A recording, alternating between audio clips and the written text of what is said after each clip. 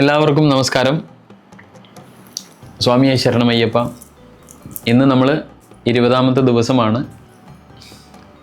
The spirit of Sastha, അയ്യനെ അറിയുക എന്നൊക്കെ നമ്മൾ പറയാറുള്ള ഈ ഒരു ജ്ഞാന പരമ്പരയിൽ 20ാമത്തെ ദിവസം.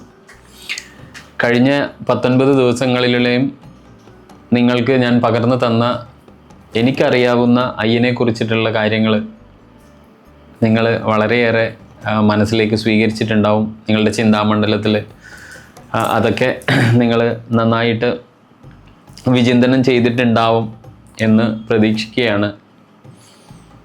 അതുപോലെ തന്നെ നിങ്ങൾ നിങ്ങളുടേതായ സുഹൃത്തുക്കളെയും ബന്ധുമിത്രാദികളെയും ഒക്കെ ഇതൊക്കെ ഷെയർ ചെയ്തിട്ടുണ്ടാവുമെന്ന് കരുതുന്നു. ഈ ഒരു വൃശ്ചിക മാസത്തിലെ പുലരിയിൽ നിങ്ങളെല്ലാവരെയും ഈ ഒരു ജ്ഞാനയജ്ഞത്തിലേക്ക് ഹൃദയപൂർവ്വം സ്വാഗതം ചെയ്യുകയാണ്. ഓം വന്ദേ ഗുരുപാദദ്വന്ദ്വം അവാങ് മാനസഗോചരം രക്തശുക്ലപ്രഭാമിശ്രം ഹതൈർക്യം ത്രൈപുരം മഹാ. ഓം ശ്രീ ഗുരുഭ്യോ നമഃ. ഹരി ഓം. സ്വാമിയെ ശരണമയ്യപ്പ. ഇപ്പോൾ കഴിഞ്ഞ ക്ലാസ്സുകളിൽ നമ്മൾ ചോരി മുത്തയ്യൻ കോവിലിൻ്റെ ഇതിഹാസവും അതിൻ്റെ ചരിത്രവും നമ്മൾ അറിഞ്ഞിരിക്കേണ്ട തത്വങ്ങളും ശബരിമല യാത്രയിൽ ആ ഒരു ക്ഷേത്രത്തിൻ്റെ പ്രാധാന്യം, ഷഡ്ക്ഷേത്രങ്ങൾ നമ്മൾ പറഞ്ഞു. 6 പ്രധാനപ്പെട്ട ക്ഷേത്രങ്ങളിൽ തമിഴ്നാട്ടിൽ ഉള്ള ഒരേ ഒരു ക്ഷേത്രം ചോരി മുത്തയ്യൻ കോവിലാണ്. അതിൻ്റെ പിന്നിലുള്ള ഇതിഹാസം, ആ ഒരു ക്ഷേത്രത്തിൻ്റെ പുനർനിർമ്മാണം, ചിങ്ങംപെട്ടി ജമീന്ദാർ നടത്തിയതൊക്കെ നമ്മൾ പറഞ്ഞു. അതിനെ തുടർന്ന് നമ്മുടെ ശരീരത്തിലെ മൂലാധാര ചക്രത്തിൽ അത് ആ ഒരു ക്ഷേത്രത്തിലെ ചൈതന്യം ഉണ്ടാക്കുന്ന വ്യത്യാസങ്ങളൊക്കെ നമ്മൾ ചർച്ച ചെയ്തു. മൂലാധാര ചക്രത്തിൻ്റെ പ്രാധാന്യം പറയുകയാണെങ്കിൽ നമ്മൾക്കെല്ലാം അറിയാം, നമ്മളുടെയൊക്കെ അടിസ്ഥാനം ആ ഒരു ചക്രത്തിലാണ്. നമ്മളുടെ ഒരു മനുഷ്യൻ്റെ ചൈതന്യത്തിൻ്റെ അടിത്തറ തന്നെ, ചൈതന്യം ഉറങ്ങിക്കിടക്കുന്ന ആ സ്ഥലം നമ്മുടെ ശരീരത്തിൻ്റെ മൂലാധാര ചക്രമാണ്. ഷഡ്ചക്ര നിരൂപണത്തിൽ പറഞ്ഞിരിക്കുന്ന ഒരുപാട് വചനങ്ങളിൽ 4 മുതൽ 13 വരെയുള്ള വചനങ്ങളിൽ പ്രാധാന്യം കൊടുത്തിട്ടുള്ളത് മൂലാധാര ചക്രത്തിൻ്റെ വിവരണത്തിന് വേണ്ടിയിട്ടാണ്. നമ്മളിൽ ഭൂരിഭാഗവും സ്ഥിരമായി പ്രവർത്തിക്കുന്ന ഒരു നമ്മുടെ ചൈതന്യം സ്ഥിരമായി പ്രവർത്തിക്കുന്ന ഒരു മേഖലയാണ് ഈ മൂലാധാര ചക്രം എന്ന് നമ്മൾ വിളിക്കുന്നത് യോഗശാസ്ത്രത്തിൽ. നമ്മുടെ ജീവിതങ്ങൾ പ്രധാനമായും അടിസ്ഥാനപരമായ ഒരു ചോദനയുണ്ട്. നമ്മൾക്ക് ജീവിതത്തിൽ നമ്മൾക്ക് എല്ലാവർക്കും അടിസ്ഥാനപരമായ ഒരു ചോദന എന്താണ്? സർവൈവ് ചെയ്യുക എന്നുള്ളതാണ്. ഈ ലോകത്തിൽ ജീവിച്ച് വരിക, നന്നായി ജീവിക്കുക എന്നുള്ളത്, അതിജീവനം.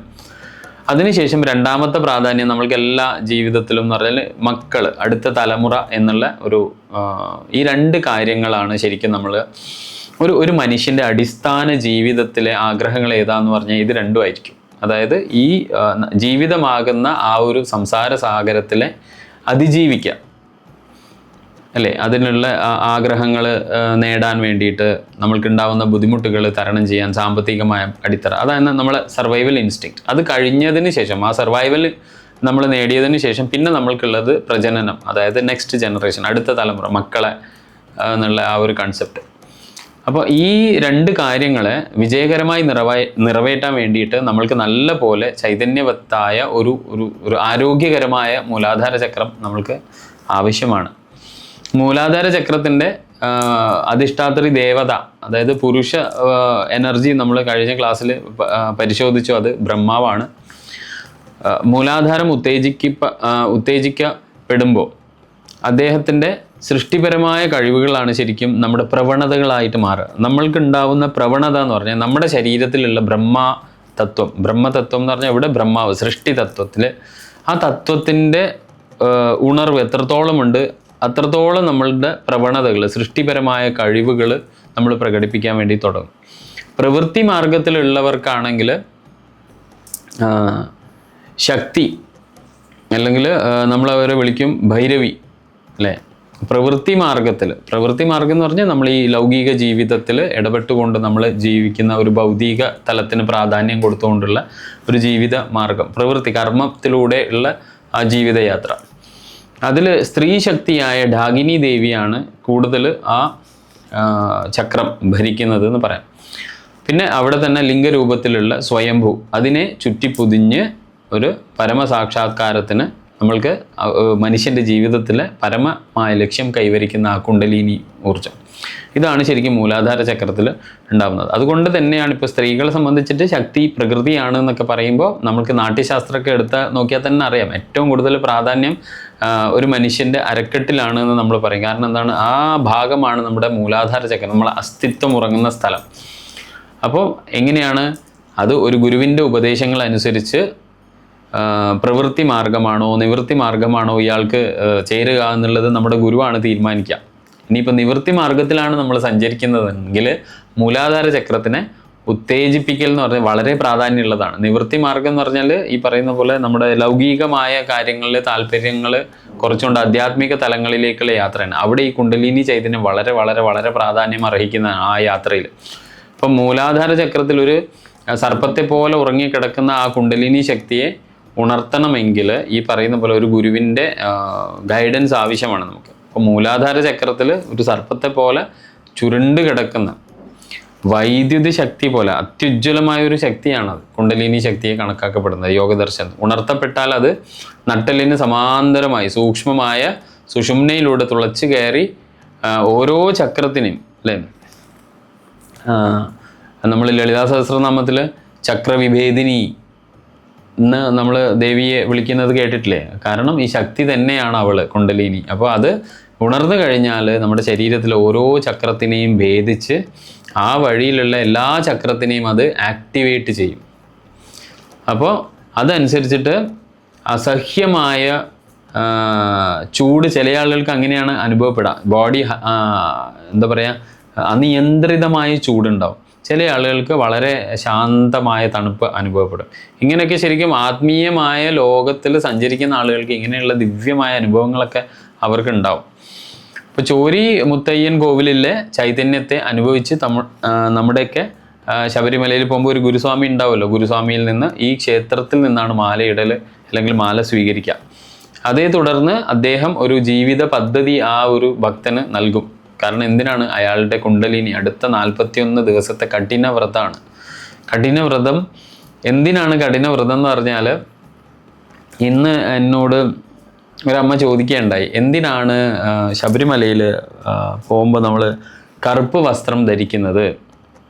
അത് ക്ലാസ്സിൽ ഞാൻ പറഞ്ഞത് ക്ലാസ്സിൽ പറയണോ അല്ല ആ അമ്മയോട് നേരിട്ടിട്ട് പറഞ്ഞാൽ മതിയോ എന്ന് ചോദിച്ചു. അപ്പോൾ അവർ പറഞ്ഞല്ല, ക്ലാസ്സിൽ പറഞ്ഞു കേട്ടില്ല എന്ന് പറഞ്ഞു. ഞാൻ പറഞ്ഞു ക്ലാസ്സിൽ പറയാത്തതല്ല, ശരിക്കും പറയാനുള്ളതാണത്.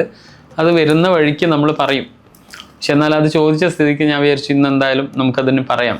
കാരണം അത് നമ്മുടെ ആചാരക്രമം ശരിക്കും പിന്നീടുള്ള ക്ലാസ്സുകളിൽ എടുക്കുക എന്ന് വിചാരിച്ചിട്ട് മാത്രമാണ് നമ്മളത് മാറ്റി വെച്ചിട്ടുള്ളത്. അപ്പോൾ വ്രതത്തിന് കാര്യമായ പ്രാധാന്യമുണ്ട്. വ്രതത്തിൻ്റെ അർത്ഥം തന്നെ എന്താണ് ശരിക്കും? പ്രതിജ്ഞ എന്നാണ്. ഒരു പ്രമേയം ആണ് ശരിക്കും വ്രതം. ശബരിമലയിൽ നമ്മുടെ തീർത്ഥാടനത്തിന് വേണ്ടിയിട്ട് നമ്മൾ വ്രതം എടുക്കുമ്പോൾ ഒരു നിശ്ചിത രീതിയിൽ നമ്മൾ ജീവിക്കാനോ അല്ലെങ്കിൽ ഒരു ജീവിതത്തിൽ നിശ്ചിത പ്രവർത്തനം മാത്രം നടത്തും എന്നുള്ള പ്രതിജ്ഞയോ പ്രമേയമോ ഗുരുവിൻ്റെ സാന്നിധ്യത്തിൽ എടുക്കുക, അല്ലെങ്കിൽ ഗുരു ചൊല്ലിത്തരം അത് നമ്മൾ എടുക്കും എന്നാണ്. മറ്റ് ഈ ഒരു മണ്ഡലവ്രതം മണ്ഡലകാലത്ത് നമ്മൾക്ക് അനുയോജ്യമല്ലാത്ത ഒരു കാര്യവും നമ്മൾ സ്വീകരിക്കില്ല എന്ന് ഗുരുമുഖത്ത് ഗുരു സാന്നിധ്യത്തിൽ നമ്മൾ പ്രതിജ്ഞ ചെയ്യാണ് ചെയ്യുക. ശബരിമല അതാണ് ശരിക്കും ഈ ശബരിമലയുടെയൊക്കെ സിസ്റ്റം. ഇന്ന് പിന്നെ എല്ലാവരും അങ്ങനെയൊന്നല്ല, പക്ഷേ ഭൂരിഭാഗവും ഇന്ന് അങ്ങനെയുള്ള കഠിനമായ ചിട്ടകളൊന്നും കാണാനില്ല. കാരണം പഴയ കാലത്തൊക്കെ ശരിക്കും 3:30 മണിക്ക് നിർബന്ധമാണ്. അതുപോലെ തന്നെ ശബരിമലക്ക് ഞങ്ങളൊക്കെ മാലയിടുന്ന സമയത്ത് ഞങ്ങളൊരു മഠത്തിൽ, ഞങ്ങളുടെ നാട്ടിലൊരു ഗുരുമഠം എന്ന് പറഞ്ഞ ഒരു മഠം ഉണ്ട്. അപ്പോൾ അവിടെ ഗുരുസാന്നിധ്യമാണ്. ഇന്ന് അവിടെ താമസിക്കാനുള്ള അനുമതിയില്ല, പക്ഷെ അന്നത്തെ കാലത്ത് നമുക്കൊക്കെ അനുമതി ഉണ്ടായിരുന്നു. അപ്പോൾ ഞങ്ങളൊക്കെ വീട് വിട്ട് അവിടെ ചെന്നിട്ടാണ് താമസിക്കുക കൂട്ടമായിട്ട് സ്വാമികൾ. അപ്പോൾ 3:30 എന്ന് പറഞ്ഞ സമയമുണ്ട്. ഈ ഗുരുനാഥൻ ഫസ്റ്റ് ഗുരുനാഥൻ എണീക്കും. അതേ തുടർന്ന് പിന്നെ എല്ലാവരും എണീക്കണം. എണീറ്റ് നമ്മൾ ആ മഠം തേച്ചും കഴുകി വൃത്തിയാക്കി അടിച്ചു വാരി കഴുകി തുടച്ച് വൃത്തിയാക്കി എല്ലാവരും ദേഹശുദ്ധിയൊക്കെ വരുത്തി പിന്നെ ശരണം വിളിച്ച് അങ്ങനെ ഒരു ചിട്ടയാണ് ശരിക്കും. അതിനുശേഷം രാത്രിയാണെങ്കിൽ 10 മണി ശബരിമലയ്ക്ക് എന്താ പറയുക, നമ്മൾ ഹരിവരാസനം പാടി നടയടക്കുന്ന സമയത്തും ഇവിടെ ലൈറ്റ്സ് എല്ലാം ഓഫ് ആവും. അങ്ങനെ ഒരു കറക്റ്റ് ഒരു ചിട്ടയാണ് ശരിക്കും. ഗുരു ശരിക്കും നമ്മളെ വാച്ച് ചെയ്യും. നമ്മൾ ഇന്ന് പറയുന്ന പോലെ ഒരു റഡാർ നമ്മളെ നിരീക്ഷിക്കുന്ന പോലെ നിരീക്ഷിക്കും. എവിടെയെങ്കിലും നമ്മൾ ആ ഒരു ഗ്രാമം വിട്ട് പോകുന്നുണ്ടെങ്കിൽ, ആ പ്രദേശം വിട്ട് പോകണമെങ്കിൽ ഗുരുവിൻ്റെ പെർമിഷൻ എടുക്കണം, ഇത് കുറച്ച് ദൂരെ പോകണമെങ്കിലൊക്കെ. അപ്പം അങ്ങനെയൊക്കെയുള്ള ഒരു ചിട്ടയായ ക്രമം ഞങ്ങളൊക്കെ ആ ഒരു തുടക്കകാലത്ത് ഞങ്ങൾ അനുഭവിച്ചിട്ടുണ്ട്. പക്ഷെ ഇന്ന് ആ ഒരു ക്രമമൊക്കെ മാറി. ഒന്നാമത് നമ്മുടെയൊക്കെ ജീവിത സാഹചര്യം ഒരുപാട് മാറി. പഠിക്കാൻ വേണ്ടി ആളുകൾ ദൂരെ പോകേണ്ടി വരുന്നു, ജോലി ചെയ്യാൻ ദൂരെ പോകേണ്ടി വരുന്നു. ഇന്ന് ദൂരം ആളുകൾക്കൊരു വാഹന ഗതാഗതമൊക്കെ റോഡൊക്കെ വളരെ പുരോഗമിച്ചപ്പം കാതലായ മാറ്റം വന്നു. അത് നമുക്ക് ദേവന്റെ പൂജയിലും നിഴലിക്കുന്നുണ്ടല്ലോ. ആ ശബരിമലയിൽ പഴയ കാലത്ത് ഉണ്ടായ പൂജയല്ല ഇന്ന്. പൂജാരീതി സമ്പ്രദായം മാറി, ബ്രാഹ്മണവൽക്കരിക്കപ്പെട്ടു. നേരത്തെ അത് അങ്ങനെയല്ലായിരുന്നു എന്നൊക്കെ നമ്മൾ പഠിച്ചതാണ്. ഇനിയും നമുക്ക് അതിനെക്കുറിച്ച് പറയാനുണ്ട്. രസകരമായ ഒരുപാട് കാര്യങ്ങളുണ്ട്. നമുക്ക് സത്യം പറഞ്ഞ ഈ 41 ദിവസം നമുക്ക് മതിയാവില്ല എന്നുള്ളതാണ് ഏറ്റവും വലിയ ഒരു കാര്യം. അപ്പോൾ വ്രതത്തിന്റെ പ്രാധാന്യം ഇതാണ്. ഇനിയിപ്പോൾ വസ്ത്രത്തിന്റെ കാര്യം എടുത്താൽ തന്നെ വ്രതകാലത്ത് ശരിക്കും പരമ്പരാഗതമായിട്ട് കറുപ്പ്, നീല, കാവ്യ വസ്ത്രങ്ങൾ വിരളമായിട്ടാണ്. അയ്യപ്പമലയ്ക്ക് കാവ്യ കാണല്ല, എന്നാലും ചില ആളുകൾ അത് ഉപയോഗിക്കാറുണ്ട്. ചില ഒരു പാരമ്പര്യത്തിൽ അവരത് ധരിക്കുന്നത് കാണുന്നത്. അപ്പം എന്തിനാണ് ഇങ്ങനെ വ്യത്യസ്ത നിറങ്ങൾ? ഇപ്പം നിറങ്ങളെ സംബന്ധിച്ചിട്ടാണെങ്കിൽ നീല, ശരിക്കും ഭഗവാന് നീലപ്പട്ട് എടുത്ത ഒരു ധ്യാന വർണ്ണനയുണ്ട് ശരിക്കും അയ്യപ്പന്. നീലപ്പട്ടുടുത്ത്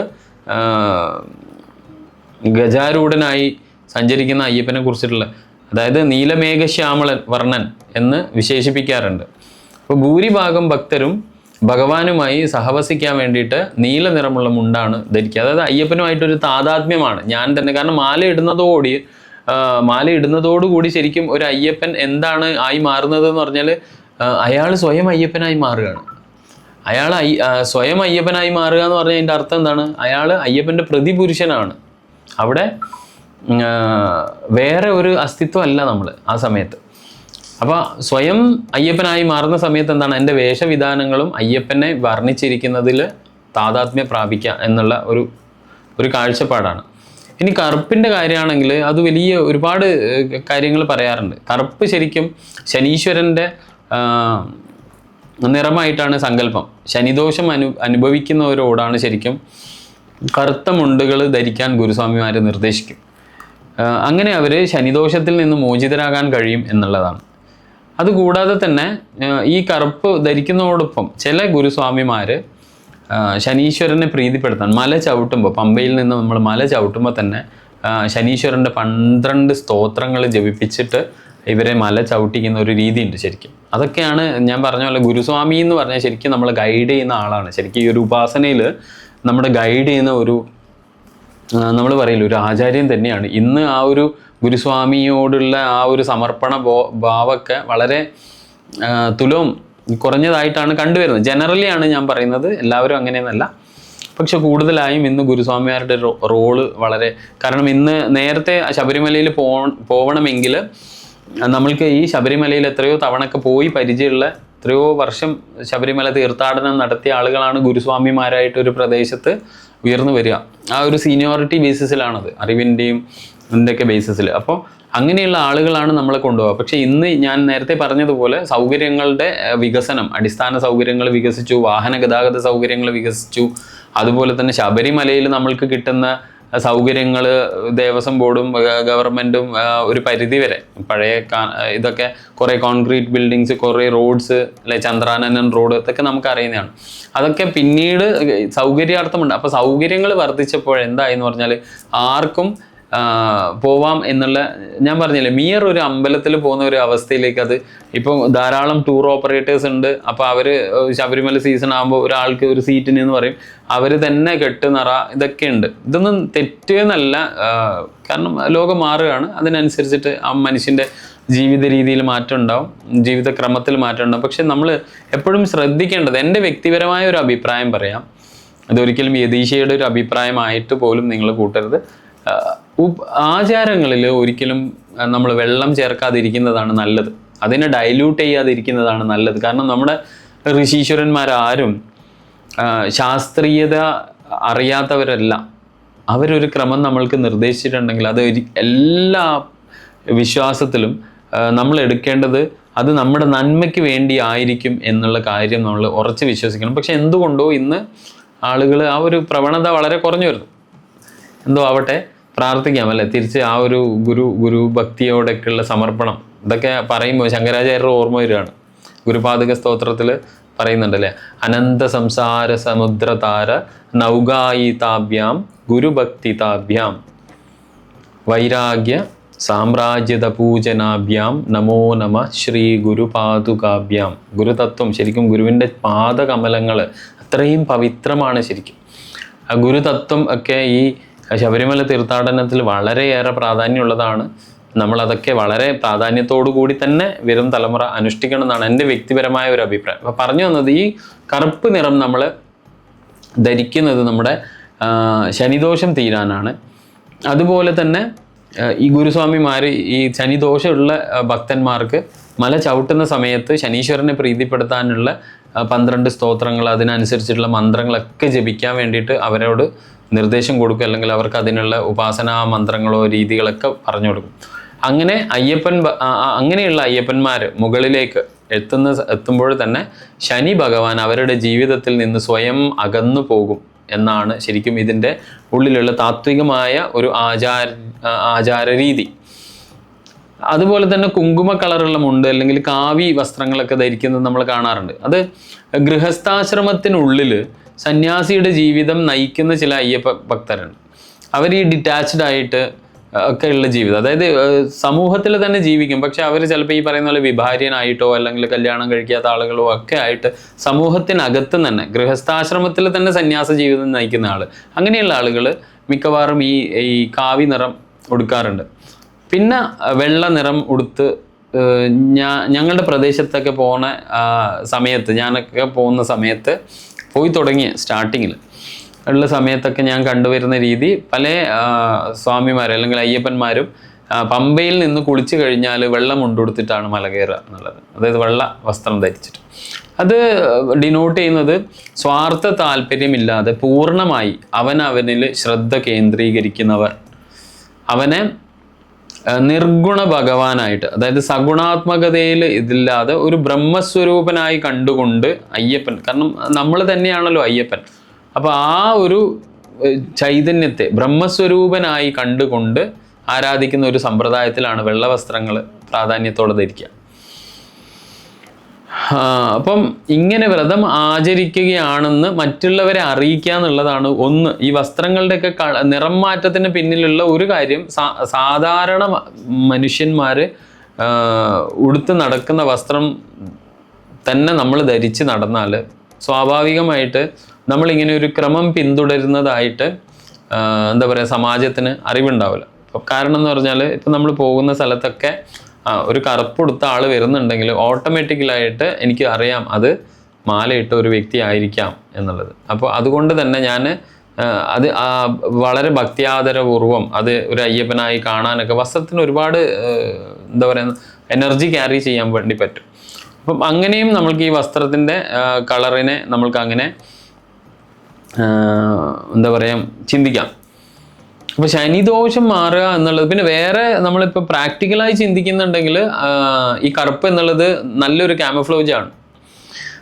നല്ലൊരു ക്യാമഫ്ലോ എന്ന് പറയാൻ കാരണം എന്താണ്, നമ്മൾ കണ്ടിട്ടില്ലേ പട്ടാളക്കാരൊക്കെ ഇത് യുദ്ധത്തിന് പോകുമ്പോൾ അവരുടെ യൂണിഫോം കണ്ടിട്ടില്ലേ, ശരിക്കും പച്ചിലകളെ പോലെയുള്ള യൂണിഫോമാണ് ക്യാമഫ്ലോ എന്നാണ് അതിന് വിളിക്കുക നമ്മൾ. അതെന്താ ക്യാമഫ്ലോ ചെയ്യുന്നത് എന്തിനാന്ന് പറഞ്ഞാൽ പെട്ടെന്ന് ശത്രുവിന് തിരിച്ചറിയാതിരിക്കാൻ. അതുപോലെ ഇപ്പോൾ വനത്തിലൂടെയൊക്കെ പോകുമ്പം എളുപ്പം നമ്മൾക്ക് വന്യമൃഗങ്ങളിൽ നിന്ന് രക്ഷ നേടാൻ കറുപ്പ് നമ്മളെ സഹായിക്കും. ശരിക്കും അതൊരു ക്യാമഫ്ലോ ആണ്. ശരിക്കും മറ്റ് വസ്ത്രങ്ങളെ പോലെ പെട്ടെന്ന് മൃഗങ്ങളുടെ കണ്ണിൽ അട്രാക്റ്റീവായിട്ട് തോന്നില്ല, മൃഗങ്ങൾ അട്രാക്റ്റഡ് ആവില്ല.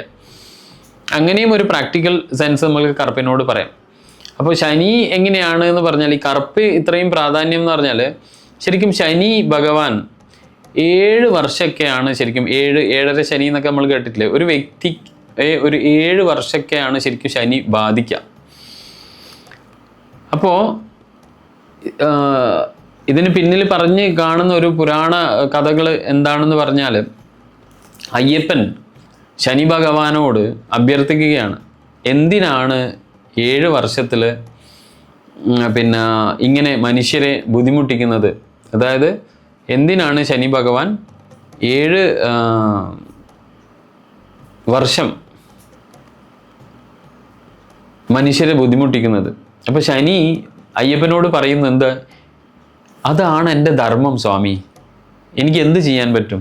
കാരണം ഓരോരോ ആൾക്ക് ഈശ്വരൻ കനിഞ്ഞ് അനുഗ്രഹിച്ച് നൽകിയ കർമ്മങ്ങളുണ്ട്. അപ്പോൾ അയ്യപ്പ സ്വാമി തിരിച്ചു ചോദിക്കുകയാണ്, മനുഷ്യരെ ശല്യപ്പെടുത്തുന്നതും ഒരു ധർമ്മമാണോ, കടമയാണോ? ശനി ഭഗവാൻ തിരിച്ച് അയ്യപ്പനോട് പറയുന്നുണ്ട്, ത്രിമൂർത്തികൾക്ക് സൃഷ്ടി, അതുപോലെ തന്നെ സ്ഥിതി, ലയം ധർമ്മങ്ങളാണല്ലേ. യമൻ എന്ന് പറഞ്ഞാൽ ശരിക്കും എന്താ? ജീവജാലങ്ങളുടെ ജീവൻ എടുക്കുന്നത്, അതൊരു ധർമ്മമാണ്. അത് ശരിയാണോ? അപ്പോൾ എന്ത് പറയും? ലയം, സംഹാരം എന്നുള്ളത് എന്താ? കാരണം ഇതൊക്കെ ഉണ്ടെങ്കിലാണ് പ്രകൃതി നിലനിൽക്കുള്ളൂ. അപ്പോൾ ഓരോ തത്വങ്ങൾക്കും ഓരോ ധർമ്മമുണ്ട്, അതനുസരിച്ചിട്ട് എനിക്കും ഒരു ധർമ്മമുണ്ട് സ്വാമി, അത് ഞാൻ ചെയ്യുന്നു എന്ന് മാത്രമേ ഉള്ളൂ. അപ്പോൾ അയ്യപ്പ സ്വാമി ശനിയോട് തിരിച്ച് ചോദിക്കുന്നുണ്ട്, ശനി ഭഗവാൻ ഈ ധർമ്മം ചെയ്തിട്ടില്ലെങ്കിൽ എന്താണ് ശനി ഭഗവാന് സംഭവിക്കുക? ശനി ഭഗവാൻ തിരിച്ച് ഉത്തരം പറയുകയാണ്, സൃഷ്ടി ധർമ്മം എന്താവും? ആ സൃഷ്ടിധർമ്മം നടത്താൻ പറ്റാതെ വരും. അതായത് ഈ പറയുന്ന മനുഷ്യര് ഭൂമിയിൽ വന്നിട്ടുണ്ടെങ്കിൽ ഈ ഭൂമിയിലുള്ള സുഖവും ദുഃഖവും അനുഭവിക്കണം. അപ്പോൾ ദുഃഖത്തിൻ്റെ ഭാഗമാണ് എൻ്റെ ധർമ്മം, അതുകൊണ്ട് ഞാൻ അത് അനുഷ്ഠിക്കുന്നു. അപ്പോൾ ആ സൃഷ്ടിയുടെ ചാക്രികതയ്ക്ക് കോട്ടം സംഭവിക്കും. അപ്പോൾ സ്വാമി പിന്നെയും പറയാണ്, സൃഷ്ടിധർമ്മം മനുഷ്യരെ ശല്യപ്പെടുത്തുന്നതാവരുത്. സുഖം, അതായത് ഒരു ആശ്വാസം, സന്തോഷം, ആനന്ദം, അല്ലെ, ഊർജ്ജസ്വലത, ഇതിനൊക്കെ വേണ്ടിയിട്ടാണ് ശരിക്കും സൃഷ്ടി രൂപകൽപ്പന ചെയ്തതും സൃഷ്ടിക്കപ്പെട്ടതും. ശനി തിരിച്ചു പറയാണ്, വിധാതാവ് അല്ലെങ്കിൽ സാക്ഷാൽ ഭഗവാൻ ബ്രഹ്മാവ്, ഇതിനെല്ലാം സൃഷ്ടിച്ച ആള്, ജീവജാലങ്ങളുടെ വിവിധ ജന്മങ്ങളിലെ അവരുടെ തിന്മ അല്ലെങ്കിൽ നന്മ, ആ കർമ്മങ്ങൾ അനുസരിച്ച് അവർക്ക് ഒരു വിധി എഴുതുന്നു. അതിനാൽ അവരുടെ മുൻകാലത്തെ ദുഷ്പ്രവൃത്തികളോ അല്ലെ പുണ്യപ്രവൃത്തികളുടെ ഫലമായി കഷ്ടതകളോ സുഖങ്ങളോ കഷ്ടപ്പാടുകളോ ഒക്കെ അവരെ അനുഭവിക്കണമെന്ന് മുൻകൂട്ടി നിശ്ചയിച്ചിരിക്കുന്നതാണ്. എനിക്ക് എന്ത് ചെയ്യാൻ പറ്റും? അപ്പോൾ സ്വാമി ശനീശ്വരനോട് പറയുന്നുണ്ട്, അപ്പോൾ നിങ്ങൾ മനുഷ്യരെ ബുദ്ധിമുട്ടിക്കുന്നതിൻ്റെ ആന്തരിക അർത്ഥം അവരവരുടെ മുൻകാല ദുഷ്പ്രവൃത്തികളുടെ ഫലമായി ഈ കഷ്ടപ്പാടുകൾ അനുഭവിക്കണം എന്നതാണോ? അപ്പോൾ ശനി ഭഗവാൻ നിസ്സഹായതയോട് അയ്യപ്പനോട് പറയുന്നുണ്ട്, അല്ലാതെ ഈ കർത്തവ്യത്തിൽ എനിക്കെന്താണ് ആവശ്യം? മനുഷ്യരെ ബുദ്ധിമുട്ടിക്കുന്നതിൽ എനിക്കെന്താണ് നേട്ടം? എനിക്കെന്ത് താല്പര്യം? അപ്പോൾ സ്വാമി മുൻപോട്ട് വെക്കുന്ന ഒരു കരാറുണ്ട് അവിടെ. അതെന്താണ് കരാറ്? ശനിദേവ, എൻ്റെ ഭക്തർ 41 ദിവസം അല്ലെങ്കിൽ ഒരു മണ്ഡലകാലം, ആ മണ്ഡലകാലം എല്ലാ കഷ്ടതകളും അവരനുഭവിക്കാൻ തയ്യാറാണ്.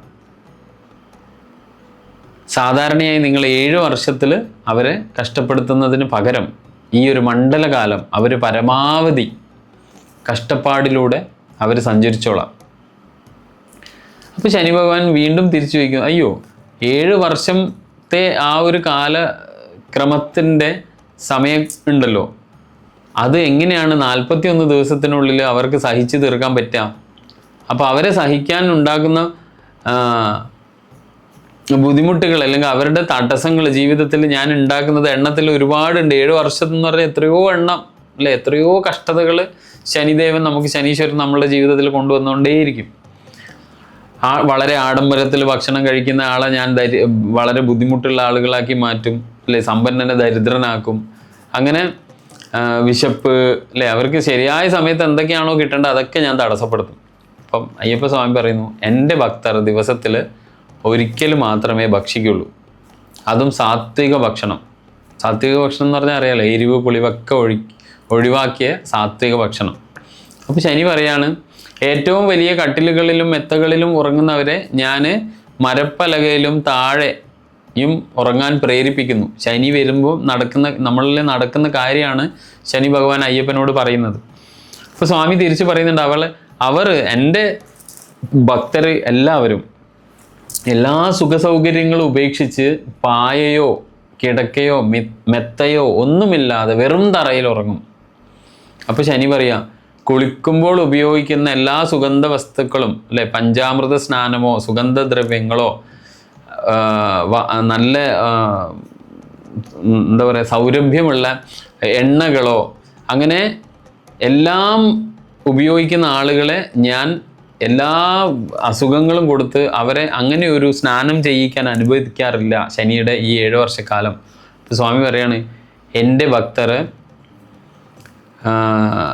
സൂര്യോദയ സമയത്തും സൂര്യാസ്തമയ സമയത്തും ദിവസത്തിനുള്ളിൽ 2 തവണ തണുത്ത വെള്ളത്തിൽ, അതായത് യാതൊരു ആഡംബരവുമില്ലാതെ പ്രകൃതി അവർക്ക് അനുവദിച്ചിരിക്കുന്ന ജലസംവിധാനത്തിൽ അവർ കുളിച്ചു കൊള്ളാം. അപ്പോൾ ശനി വീണ്ടും പറയാണ്, ഞാൻ 7 വർഷത്തിൻ്റെ ആ കാലക്രമത്തിൽ ഞാൻ അവർക്ക് ശരിയായ വസ്ത്രം ധരിക്കാനില്ലാത്ത അവസ്ഥയിലേക്ക് അവരെ കൊണ്ടുപോകും, അവരെ കഷ്ടപ്പെടുത്തും. അവരുടെ മുടി, നഖം എന്നിവയുടെ സംരക്ഷണത്തെക്കുറിച്ചൊക്കെ അവർ മറവി കൊടുക്കും. അവർക്ക് അത്രയും ടെൻഷൻസ് ഞാൻ അവരുടെ ജീവിതത്തിൽ കൊടുക്കും. ധരിക്കാൻ ശരിയായ പാദരക്ഷ വാങ്ങാനുള്ള അവസ്ഥ പോലും ഞാൻ അവർക്ക് കൊടുക്കില്ല. അയാൾക്ക് തന്നെ അയാളോട് നാണം തോന്നുന്ന അല്ലെങ്കിൽ അറപ്പ് തോന്നുന്ന ഒരു അവസ്ഥയിലേക്ക് ഞാൻ അയാളെ ജീവിതത്തിൽ നിന്ന് വലിച്ചിടും. നിരാശയിൽ അയാൾ അലഞ്ഞ് തിരിയും എന്ന് പറയും. അപ്പോൾ സ്വാമി പറയാണ്,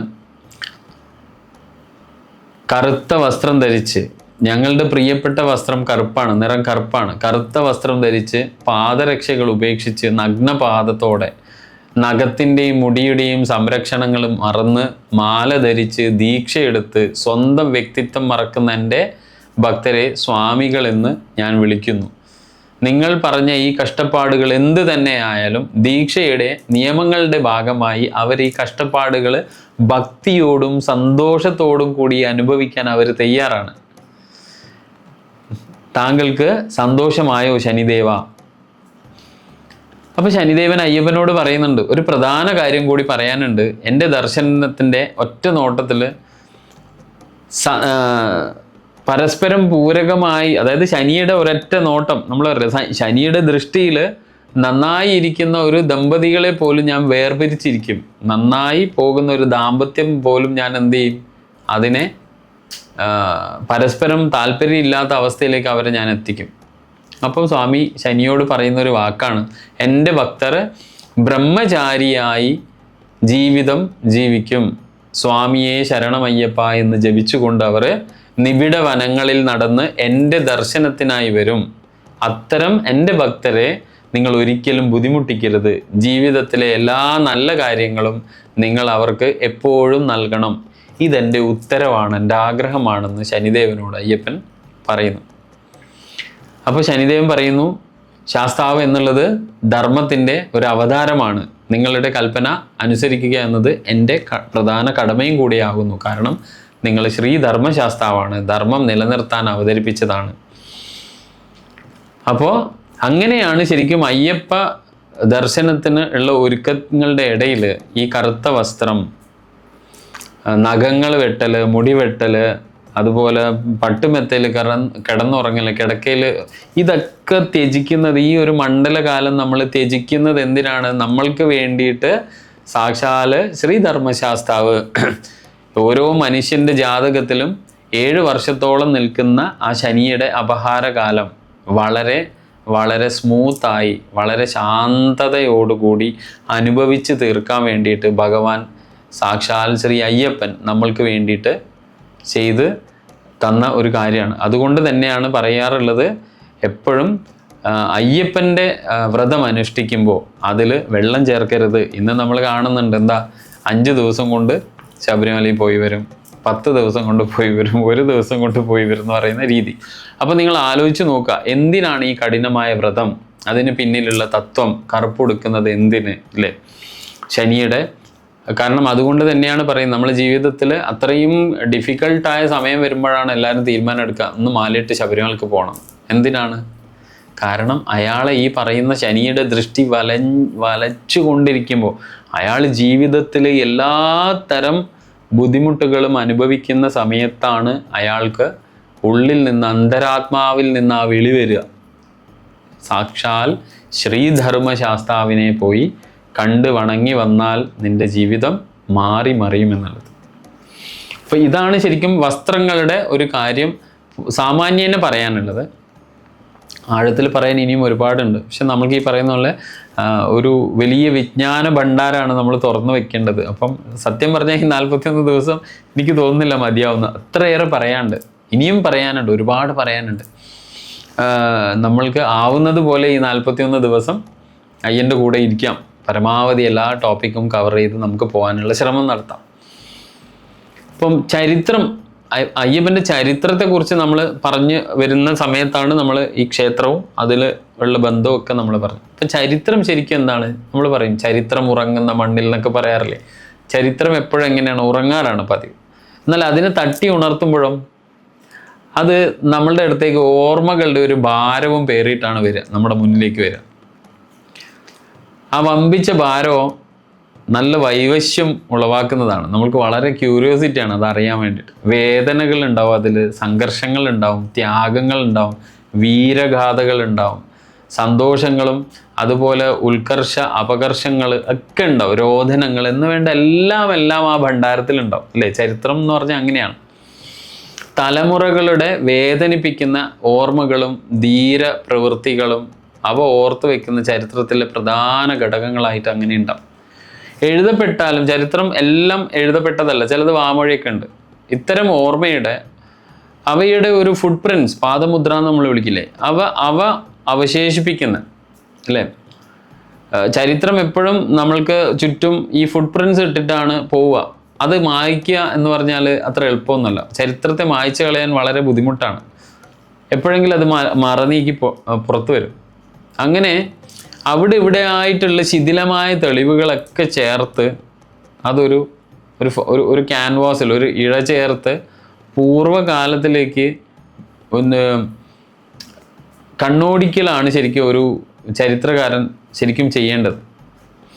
അവിടെ നമുക്ക് ജീവിതഗന്ധിയായതും സംഘർഷഭരിതവുമായ ഒരു കാലഘട്ടത്തെയും വ്യക്തികളെയൊക്കെ നമ്മൾക്ക് കണ്ടുമുട്ടാം അല്ലേ. തൻ്റെ മനസ്സും വികാരങ്ങളും ചിന്തകളും പങ്കുവെക്കുന്ന അവർ എൻ്റെ ജീവിതത്തിൽ എനിക്ക് അന്യരല്ല, അങ്ങനെയാണല്ലേ. മണികണ്ഠൻ എനിക്ക് അന്യനല്ല. കാരണം എന്താണ്? ഞാൻ ആ ഒരു വ്യക്തിയെ അറിയാൻ ശ്രമിക്കുമ്പോൾ ആ ഒരു മനുഷ്യ അവതാരം അല്ലേ, മനുഷ്യ അവതാരമാണ്.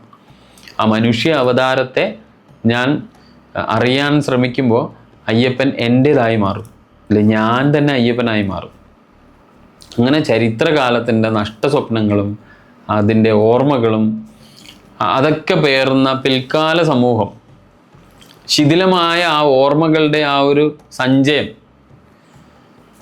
അത് കയ്യിലുണ്ടെങ്കിൽ ആ ചരിത്ര പുരുഷനുമായി നമ്മൾക്ക് സംവദിക്കാൻ എളുപ്പമാണ്. ഇപ്പം അയ്യപ്പനെ എൻ്റെ ജീവിതത്തിൽ സാക്ഷാത്കരിക്കാനുള്ള എളുപ്പമാർഗം അയ്യപ്പൻ്റെ ചരിത്രം അറിയുക എന്നുള്ളതാണ്. ചരിത്രം അറിയാത്തത് കൊണ്ടാണ് പലപ്പോഴും നമ്മൾക്ക് ആ ചരിത്രപരമായ കാര്യങ്ങളോട് നമ്മൾക്ക് ആ ബന്ധം, ആ ഒരു കണക്ടിവിറ്റി ഇല്ലാത്തത്. വളരെ ലളിതമായ ജിജ്ഞാസയിൽ നിന്ന് ആരംഭിച്ച് നമ്മൾ ഈ പറയുന്ന ഒരു ചരിത്രത്തിലേക്ക് ഒരു കണ്ണോടിക്കാൻ ശ്രമിക്കുന്ന അല്ലെ, കാലഘട്ടത്തിൻ്റെ വളരെ കോംപ്ലിക്കേറ്റഡായ സങ്കീർണമായ ഒരുപാട് ചുഴികൾ അല്ലേ. അയ്യപ്പൻ്റെ കാര്യത്തിൽ എങ്ങനെയാണ്? നമുക്ക് കണക്ടിവിറ്റി കിട്ടാൻ വളരെ പ്രശ്നമാണ്, വളരെ ഡിഫിക്കൽട്ടി ഉള്ള ഒരു ഹിസ്റ്ററിയാണ്. അതൊക്കെ കാണുമ്പോൾ നമ്മൾ അമ്പരക്കുക ഓരോന്ന് കിട്ടുമ്പോൾ. ചരിത്രകാരൻ്റെ സന്തോഷം അതാണ്. നമ്മൾ ഓരോ വായനയിൽ നിന്നും ഓരോ കാര്യത്തിൽ നമ്മൾ എടുക്കും തോറും നമ്മൾക്ക് അമ്പരപ്പുകൾ ഉണ്ടായിക്കൊണ്ടേയിരിക്കും. ചരിത്രത്തെക്കുറിച്ച് ഇങ്ങനെ 1-2 പേജുകളിലോ അങ്ങനെ അല്ലെങ്കിൽ 1 മണിക്കൂറിലോ നമ്മൾ ഈ പോകുന്ന പോലെ അല്ലെങ്കിൽ 41 ദിവസം എന്ന് പറഞ്ഞാൽ 41 മണിക്കൂറിലോ പറഞ്ഞു തീർക്കാൻ പറ്റുന്നതാണോ അയ്യപ്പൻ്റെ ചരിത്രം? അല്ല, ഒരിക്കലും അല്ല. പക്ഷെ എന്നാലും അത് അറിയുമ്പോൾ നമ്മുടെ ജീവിതമായിട്ട് വളരെ അടുത്ത് നിൽക്കുന്നതായിട്ട് നമുക്ക് തോന്നും. ചിലത് നമ്മൾ ചരിത്രം വായിച്ചറിയുന്ന സമയത്ത് നമ്മൾക്ക് തോന്നും, ഞാൻ കേട്ട് പഠിച്ചതെല്ലാം കെട്ടുകഥകളാണല്ലോ എന്ന തിരിച്ചറിവുണ്ടാവും നമുക്ക്. ലഭ്യമായ കുറേ തെളിവുകൾ ഉണ്ടാവും. ചിലത് ഓർമ്മകളുടെ അടിസ്ഥാനത്തിൽ തെളിയുന്ന കാര്യം ഉണ്ടാവും, പൂർവ്വകാല ചിത്രങ്ങളിലൂടെ തെളിയുന്നതുണ്ടാവും, എഴുതപ്പെട്ടതുണ്ടാവും, ചരിത്ര രേഖകളിൽ ഉറങ്ങിക്കിടക്കുന്നുണ്ടാവും. ഇതൊക്കെ കാണുമ്പോൾ അയാൾക്ക് അമ്പരക്കാണ്ട് പിന്നെ വേറെ എന്താണ് അയാൾ ചെയ്യുക? അപ്പം നമ്മൾ യതീശ ചെയ്യുന്ന ഈ പരമ്പരയും ഏതാണ്ട് ഇതൊക്കെ പോലെ തന്നെയാണ്. വായിച്ച് നോക്കുമ്പോൾ വളരെ രസമുള്ള കുറേ കാര്യങ്ങളാണ് കിട്ടുന്നത് നമ്മൾക്ക് കയ്യിൽ. പറഞ്ഞാൽ ചിലപ്പോൾ വിവാദമാവുന്നത് വരെ നമ്മൾക്ക് ചരിത്രം വായിക്കുമ്പോൾ കിട്ടുന്നുണ്ട്. പക്ഷെ ഇതൊന്നും പുറം ലോകം അറിയുന്നില്ല, പലതും അറിയുന്നില്ല. കാരണം എവിടെയാണ് വരുന്ന ക്ലാസ്സുകളിൽ പറയാ എന്ന് പറഞ്ഞ് വെച്ചത് തന്നെയാണ് ആ കാര്യം. കാരണം പൊന്നമ്പലമേട്ടിൽ ആ മകരജ്യോതി തെളിയിക്കുന്ന കാര്യം എത്രയോ വർഷം ദേവസ്വം ബോർഡും സർക്കാരൊക്കെ ചേർന്ന് നമ്മളെ പറ്റിച്ചുകൊണ്ടിരിക്കുകയായിരുന്നു. അതിൻ്റെ ആ ഒരു സത്യം പുറത്ത് പറയാതെ അങ്ങനെ ഒരുപാട് കാര്യങ്ങൾ, ഒരുപാട് നാടകങ്ങൾ ശബരിമലയിൽ അരങ്ങേറിയിട്ടുണ്ട്. ചരിത്രം വായിക്കുമ്പോഴാണ് നമ്മൾ അമ്പരന്ന് പോവുക. പലതും നമ്മളെ തെറ്റായ ദിശയിലേക്ക്, അതായത് നമ്മൾ ഈ ക്ലാസ്സിൽ പഠിച്ചതുപോലെ വളരെ ഉപാസനയോടുകൂടി ചരിത്രം അറിഞ്ഞ് ആ ഒരു അയ്യപ്പനെ എൻ്റെ ജീവിതഗന്ധി അല്ലെങ്കിൽ എൻ്റെ ജീവിതമായിട്ട് ബന്ധപ്പെടുന്ന ഞാൻ അറിയുന്ന ഒരാളായി ആരാധിക്കേണ്ട സ്ഥലത്ത് നമ്മളെ കൂട്ടിക്കൊണ്ടുപോയത് ദിശ മാറ്റിയിട്ടാണ് പല സ്ഥലങ്ങളിലും. അപ്പം അതുകൊണ്ട് തന്നെ ഈ പരമ്പര പരമാവധി ഹരിഹരസുതനും അല്ലേ അയ്യപ്പനും ശാസ്താവും ഒക്കെയുള്ള ഒരു അന്വേഷണമാണ്. ഇത് പറയാന്നുള്ളതാണ് ഈ സത്യം പറഞ്ഞാൽ ഈ പരമ്പരയുടെ ഒരു തുടക്കത്തിന് തന്നെ കാരണമായത്. അപ്പോൾ ചരിത്രം പകർന്നു തന്ന ഈ വിവരശേഖരം മുന്നിലേക്ക് ശരിക്കും ഇങ്ങനെ ഒഴുകി വരുമ്പോഴാണ് ജീവിതഗന്ധിയായ ഒരു വലിയ കാലഘട്ടത്തെയും വ്യക്തികളെയും ഈ പരമ്പരയിൽ ഒതുക്കാൻ എന്തായാലും ആവില്ല. എന്നാലും നമ്മൾക്ക് പറ്റുന്ന അത്രത്തോളം ആളുകൾ അറിയട്ടെ, അതുകൊണ്ട് യൂട്യൂബ് പോലെയുള്ള ചാനലുകളിൽ നമ്മളിത് ചർച്ച ചെയ്യാം, പരമാവധി ആളുകളിലേക്ക് ഇതെത്തട്ടെ. അപ്പോൾ ശബരിമലയുടെ ചരിത്രം എന്ന് പറഞ്ഞാൽ ഒരു കാലഘട്ടത്തിൻ്റെ ഒരുപാട് ചരിത്ര സംഘർഷങ്ങളുണ്ട്. സംക്ഷിപ്തമായിട്ട് വിവരിക്കാൻ ശ്രമിക്കുന്ന പരമാവധി ചുരുക്കി വിവരിക്കാം എന്ന് കരുതിയിട്ടാണ് നമ്മൾ ഈ ഒരു കാര്യത്തിന് തന്നെ നമ്മൾ ഇറങ്ങി തിരിച്ചിട്ടുള്ളത്. അപ്പം പൂർവ്വകാലങ്ങളുടെ തെളിവ് അതിൻ്റെ അടിസ്ഥാനത്തിൽ ശരിയെന്ന് തോന്നുന്നത് നിങ്ങൾക്ക് സ്വീകരിക്കാം, അല്ലാത്തത് നിങ്ങൾ ഉപേക്ഷിക്കാം. തെളിവുകളുടെ അടിസ്ഥാനത്തിൽ ആണെങ്കിലും അല്ലെങ്കിലും അങ്ങനെ എഴുതപ്പെടുന്ന ചരിത്രത്തെ ചിലത് നമ്മൾ കൂട്ടിയിണക്കാൻ ശ്രമിക്കുമ്പോൾ ചിലത് സങ്കല്പങ്ങളായി നിങ്ങൾക്ക് തോന്നാം. എന്നാൽ അതുകൊണ്ട് തന്നെയാണ് ഒരു ചരിത്ര ഗ്രന്ഥവും ശരിക്കും നമുക്ക് 100% സത്യം ആയി വിശ്വസിക്കാൻ പറ്റില്ല ചിലപ്പോൾ ഒരാളുടെ വീക്ഷണകോണിൽ. പക്ഷെ ആവുന്നിടത്തോളം നമ്മൾക്ക് ഇതിലൊക്കെ ഒന്ന് കണ്ണോടിക്കാം, കണ്ടെടുത്ത കാര്യങ്ങൾ വ്യക്തതയോടെ നിങ്ങളുടെ മുമ്പിൽ അവതരിപ്പിക്കാം അല്ലേ. ഞങ്ങളുടെ പരിശ്രമവും ഇതൊക്കെ തന്നെയാണ്. അപ്പോൾ ശബരിമലയുടെ ചരിത്രം പറയുന്ന സമയത്ത് ശബരിമല എന്ന് പറഞ്ഞാൽ ദക്ഷിണ ഭാരതത്തിലെ ഒരു പുണ്യ സ്ഥലമാണ്. കേരളത്തിൻ്റെ കിഴക്കൻ പ്രദേശത്താണ് ശബരി എന്ന ഈ മല അല്ലേ. ഈ മലയുടെ പേരും വനവാസകാലത്ത് ശ്രീരാമൻ മോക്ഷം കൊടുത്ത ശബരിയും തമ്മിൽ ബന്ധമുണ്ട് എന്ന് ഒരു ഭാഗം പറയുന്ന സമയത്ത് ഒരു ഭാഗത്തിൻ്റെ അഭിപ്രായം രാമായണ കാലഘട്ടത്ത് രാമൻ കേരളത്തിൽ വന്നിട്ടേ ഇല്ല എന്നുള്ളൊരു അഭിപ്രായം നിലനിൽക്കുന്നുണ്ട്. പക്ഷെ അത് ഞാൻ ഈ പറയുന്ന പോലെ സ്വീകാര്യമായത് തെളിവുകളുടെയും രാമായണമൊക്കെ വായിക്കുമ്പോൾ അതിലുള്ള പരാമർശങ്ങളുടെ അടിസ്ഥാനത്തിൽ സ്വീകാര്യമായത് നിങ്ങൾ സ്വീകരിക്കുക, സ്വീകാര്യമല്ല എന്ന് തോന്നുന്നത് നിങ്ങൾക്ക് തള്ളിക്കളയാം. പൂർണ്ണ സ്വാതന്ത്ര്യം നിങ്ങൾക്കാണ്. പക്ഷേ ഞങ്ങളുടെ ശ്രമം ഈ പറയുന്ന പോലെ ലഭ്യമായത് നിങ്ങളുടെ മുമ്പിൽ അവതരിപ്പിക്കുക എന്നുള്ളതാണ്. അപ്പോൾ ശബരിയുടെ കഥയും മനോഹരമാണ്. ശബരി ശരിക്കും ഒരു വിദ്യാപീഠമായിരുന്നു എന്നും ഭക്തിയിലെ അഗ്രകേസരി അല്ലെ നിഷ്കളങ്കിയുമായിരുന്ന ആ ഒരു ശബരിയുടെ താമസ സ്ഥലമായിരുന്നു ഈ ശബരിമല എന്നും പറയപ്പെടുന്നു. എന്നാൽ നമ്മൾ ദ്രാവിഡ രീതിയിൽ ചിന്തിക്കുമ്പോൾ അതിന് ശബരിമല എന്ന് പിൽക്കാലത്ത് അറിയപ്പെട്ടതാണ് ശൗര്യമല എന്നൊരു വാദവും കൂടെ ഉണ്ട്. അതാണ് ഞാൻ പറയുന്നത്, ഏതാണ് നമ്മൾക്ക് സ്വീകരിക്കാൻ നിങ്ങൾക്ക് സൗകര്യം എന്ന് സ്വയം യുക്തിയിൽ നമ്മൾ ചിന്തിച്ചിട്ട് എടുക്കേണ്ട ഒരു തീരുമാനമാണ്. അത് ഞങ്ങൾ നിങ്ങൾക്ക് വിട്ടു തന്നിരിക്കും. അപ്പോൾ അങ്ങനെ ബ്രഹ്മജ്ഞാനിയും ഉപദേശങ്ങൾ കൊണ്ട് ജനങ്ങൾക്ക് ആനന്ദം പകർന്നിരുന്ന ഒരു ദിവ്യ സ്ത്രീ വ്യക്തിത്വമാണ് ശബരി. ശബരിയുടെ കഥ പറയുമ്പോൾ ശബരിയുടെ യഥാർത്ഥ പേര് മാലിനി എന്നാണ്. ബ്രഹ്മജ്ഞാനം ഉണ്ടാകുന്നതിന് മുമ്പ് പൂർവാശ്രമത്തിൽ അവൾ ചിത്രകവചൻ എന്ന രാജാവിൻ്റെ ഏകപുത്രിയായിരുന്നു. മാലിനിയുടെ ഭർത്താവ് വീതിഹോത്രൻ എന്ന രാജകുമാരനുമാണ്. വിവാഹശേഷം അതീവ ഭക്തയായി തീർന്ന മാലിനി കൽമശൻ എന്ന ഒരു കിരാതനെ ഗുരുവായി കരുതി. കിരാതനെ നമ്മൾ ഉദ്ദേശിക്കുന്നത് ചണ്ടാളൻ അല്ലേ. സാക്ഷാൽ ആദിശങ്കരന് വിദ്യ ഉപദേശിച്ചു കൊടുത്തല്ലേ. നമ്മൾ വിചാരിക്കും എന്തിനാണ് ഈ സ്ത്രീ കിരാതനെ ഗുരുവായി കരുതുന്നത് ഇവിടെയാണ് നമ്മൾക്ക് എപ്പോഴും ഭാരതത്തിൻ്റെ ഒരു വൈഷ്ണവവൽക്കരിക്കലോ അല്ലെങ്കിൽ വൈദികവൽക്കരിക്കുന്നതിൻ്റെ ഭാഗമായിട്ട് നമ്മൾ മറന്നുപോയ അല്ലെങ്കിൽ മനഃപൂർവ്വം നമ്മുടെ ശ്രദ്ധ മറച്ചു വെച്ച ഒരു കാര്യമാണ് ഈ കിരാത മൂർത്തിയോടുള്ള ഈ ആരാധനാ സമ്പ്രദായം. കാരണം സാക്ഷാൽ ആദിശങ്കരന് പോലും സർവജ്ഞപീഠം കയറാനുള്ള ആ ദിവ്യമായ അറിവ് പകർന്നത് പരമശിവന്റെ കിരാത അവതാരമാണ് അല്ലേ, നമുക്കറിയുന്നതാണ് അതൊക്കെ. അപ്പോൾ അങ്ങനെയുള്ള കൽമഷൻ എന്ന് പറയുന്ന ഒരു കിരാതനെ ഗുരുവായി കരുതി നമ്മളുടെ മാലിനി എന്ന് പറയുന്ന ശബരി. അപ്പോൾ വീതിഹോത്രൻ മാലിനിയെ വല്ലാതെ തെറ്റിദ്ധരിച്ചു. ഭർത്തൃവഞ്ചകിയും വെറും ഒരു കിരാതൻ്റെ കാമുകിയായതുകൊണ്ട് നീ വെറും ഒരു കാട്ടാള സ്ത്രീ ആവട്ടെ. അതായത് ഈ ഒരു കിരാതൻ്റെ കൂടെയുള്ള അവരുടെ സഹവാസം അല്ലെ, പണ്ട് കാലത്ത് നമുക്കറിയാം ഗുരുകുല സമ്പ്രദായമാണ്, ഗുരുവിൻ്റെ അടുത്ത് ചെന്നിട്ടൊക്കെയാണ് പഠിക്കുക. അപ്പം അങ്ങനെയുള്ള ഒരു ജീവിത ക്രമം കണ്ടിട്ട് കിരാതൻ്റെ കാമുകിയായി കരുതുകയും വീട്ടിൽ നിന്ന് ശബരിയെ പുറത്താക്കുകയും ചെയ്തു. കൂടെ ശാപവും ഇട്ടു. എന്താണ്? നീ വെറും ഒരു കാട്ടാളൻ്റെ കാമുകിയായതുകൊണ്ട് വെറും ഒരു കാട്ടാള സ്ത്രീയായി തീരട്ടെ എന്ന് ശപിച്ചു. അങ്ങനെ ഭർത്താവിൻ്റെ വാക്ക് കേട്ട് മാലിനി പൊട്ടിക്കരഞ്ഞു, കാലിൽ വീണ് മാപ്പ് അപേക്ഷിച്ചു. ചെയ്യാത്ത തെറ്റിനാണല്ലോ ശിക്ഷ. ദയ തോന്നിയ ഭർത്താവ് നിനക്ക് ശ്രീരാമദേവൻ മാപ്പ് നൽകിയാൽ ഞാൻ നിന്നെ സ്വീകരിച്ചു കൊള്ളാം എന്ന് പറഞ്ഞു അത്രേ.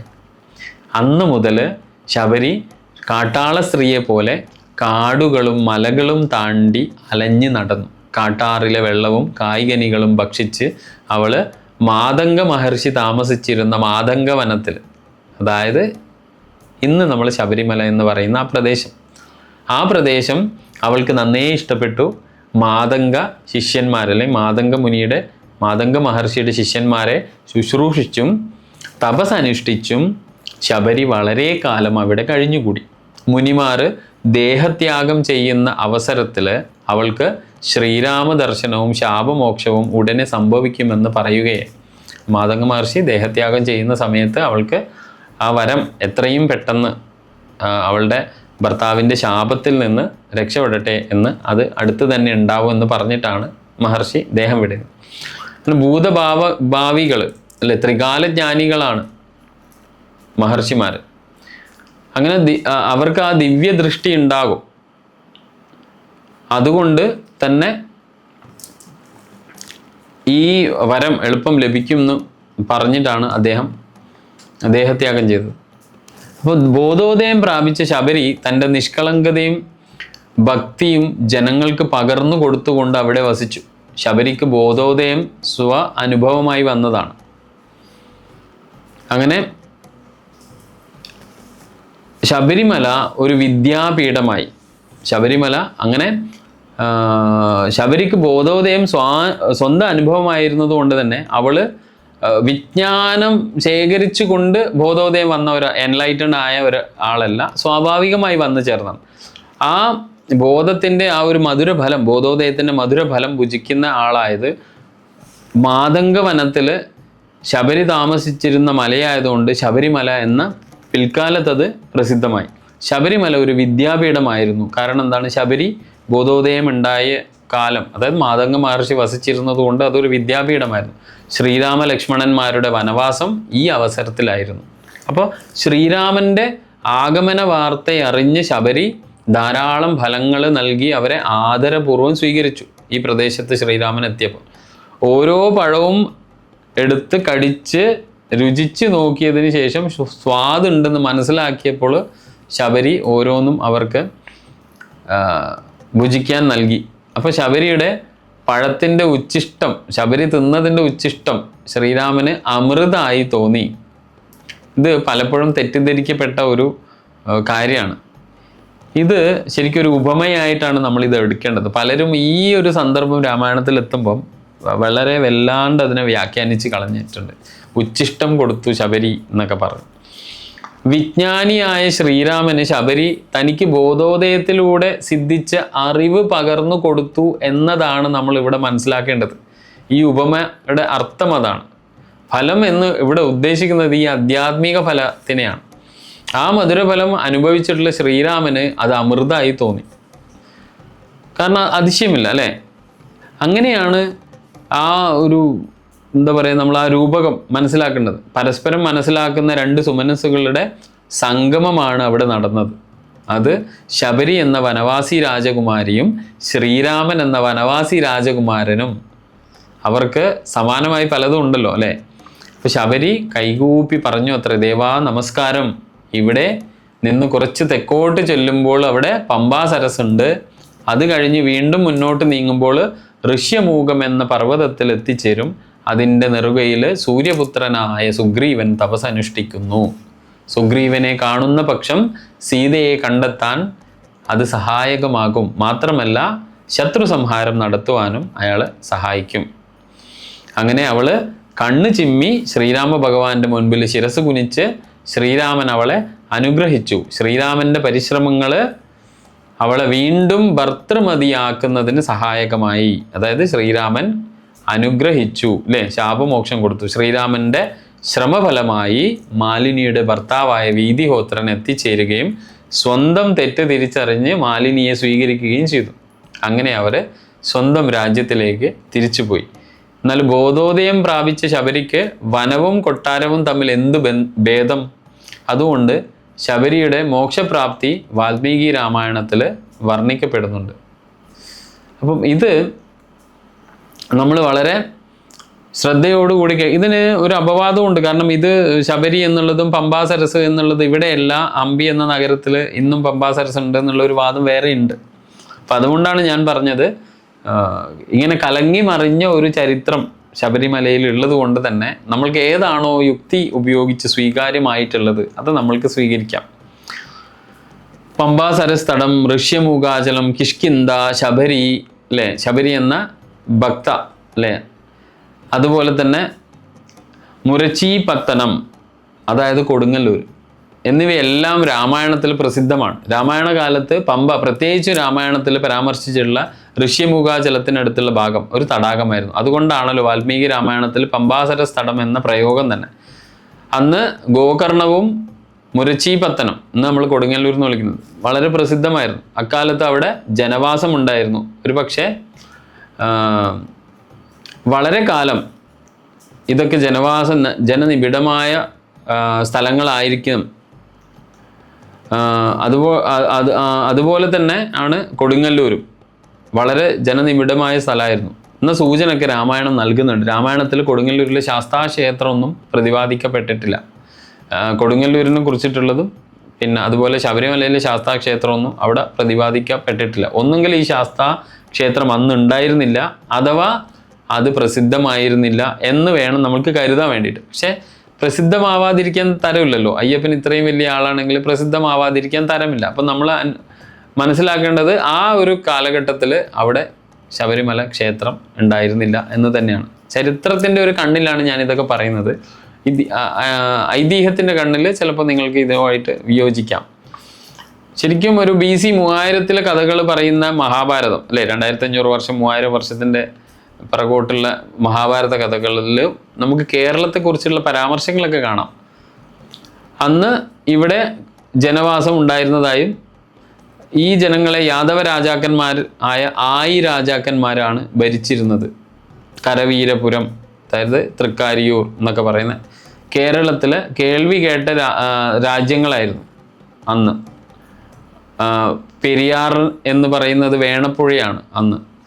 അപ്പോൾ ഈ വേണപ്പുഴയുടെ തീരത്താണ് കരവീരപുരം എന്ന് മഹാഭാരതത്തിൽ വിഷ്ണു പർവ്വത്തിൽ പറയപ്പെട്ടിട്ടുണ്ട്. അപ്പോൾ സഖ്യൻ്റെ നികുഞ്ചത്തിൽ അല്ലെങ്കിൽ മടിയിൽ കൃഷ്ണൻ്റെ പൂർവികരായ പത്മവർണ്ണൻ എന്ന യാദവ, അതായത് ആയി രാജാക്കന്മാർ നമ്മൾ പറയല്ലോ, കരവീരപുരം എന്ന രാഷ്ട്രം സ്ഥാപിച്ചതിനെ കുറിച്ചും പരശുരാമൻ കരവീരപുരത്ത് താമസിച്ചിരുന്ന എന്നതിനെക്കുറിച്ചും കൃഷ്ണനും പരശുരാമനും തമ്മിൽ കരവീരപുരത്ത് വെച്ചുണ്ടായ കൂടിക്കാഴ്ചയെക്കുറിച്ചും മഹാഭാരതം വിഷ്ണു പർവ്വതത്തിൽ സൂചനയുണ്ട്.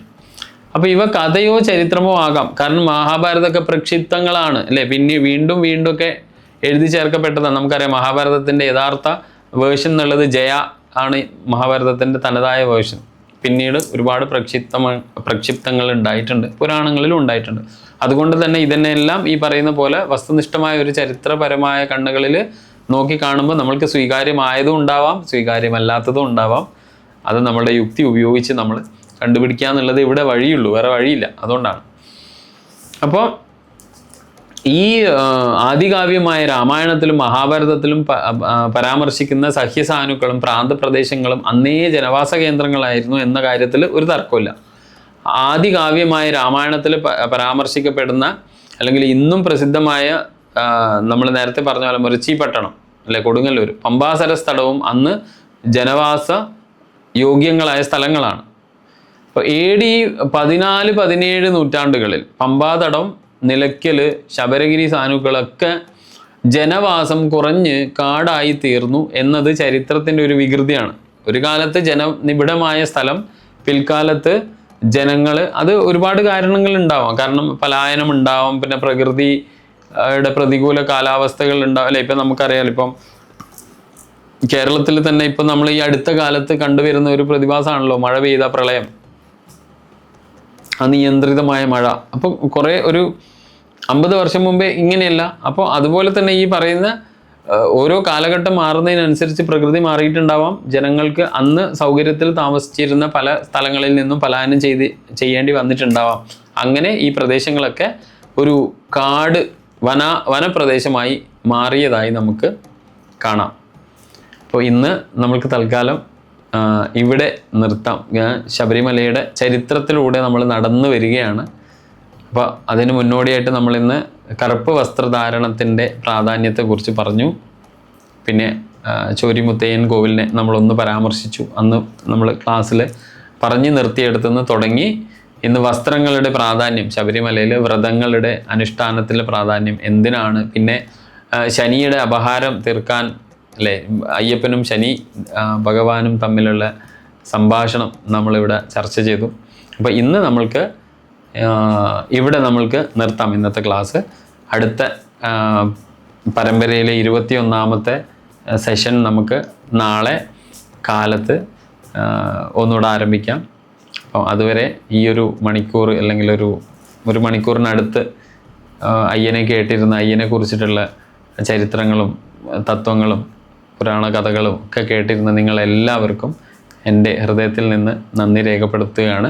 അതുപോലെ തന്നെ എന്നും പറയാറുള്ളത് പോലെ ഇതൊക്കെ പരമാവധി ആളുകളിലേക്ക് എത്തിക്കാൻ നിങ്ങളും കൂടെ ഞങ്ങളുടെ കൂടെ ഉണ്ടാവണം.